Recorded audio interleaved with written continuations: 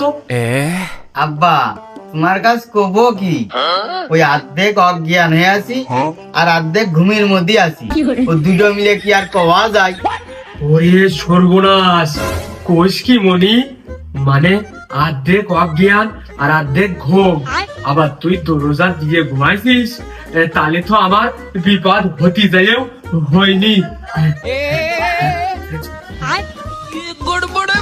কি রে মনি, জ্বর আসলে তো গা গরম থাকে, তোর এরকম বরফের মতো ঠান্ডা কে? তে আব্বা এখন শীতকাল না, আর এই জ্বরে সেটা আমার ঠান্ডাও লাগেনি। এই দুনিয়ার তাল বাহানা বুঝলাম না।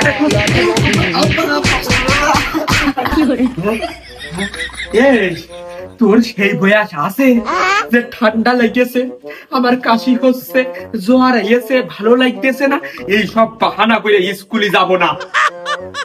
সারা রাত জেগে থাকবে আর দিনমান আসলে পড়ে পড়ে ঘুমাবে, স্কুলে যাওয়ার ঠিক নেই। এ কি তাল বাহানা, এ কোনো রুটিন এর ভিতর পড়ে। হ্যাঁ রে বারে, রাত দিকে আমার কত কাজ থাকে না আব্বা, অনলাইনে আমি কাজ করি আর রাত্রিটা আমি কত পড়ি না। দেখো দিলি কোথা ঢক টুক। তুই যদি রাত জায়গায় আইলোবিন্দি কাজ করবি, তাহলে আমার সাত সকাল বেলা ওই মাঠে জাতি হবে কে এই ঠান্ডার ভিতরে বীজ দিতি তুই ক? তে আব্বা আমার রাত থেকে পড়া লাগে না, ও সবাই যখন ঘুমায় যায় তখন আমি খুব মনোযোগ দিয়ে পড়তে পারি, তখন খুব পড়ার মন বসে আমার।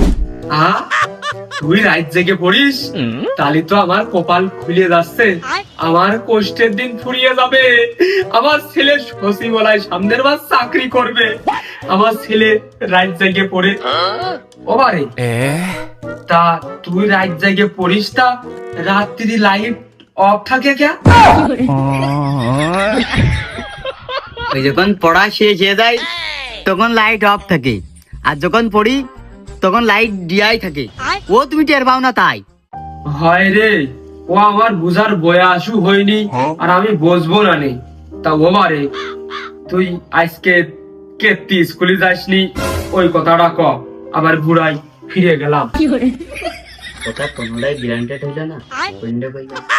ওই আব্বা স্কুল ড্রেস বাদে গেলি কান ধরে দাঁড়ান কইতে হয় বাইরে। তার ড্রেস বাদে তুই স্কুলে যাবি কে?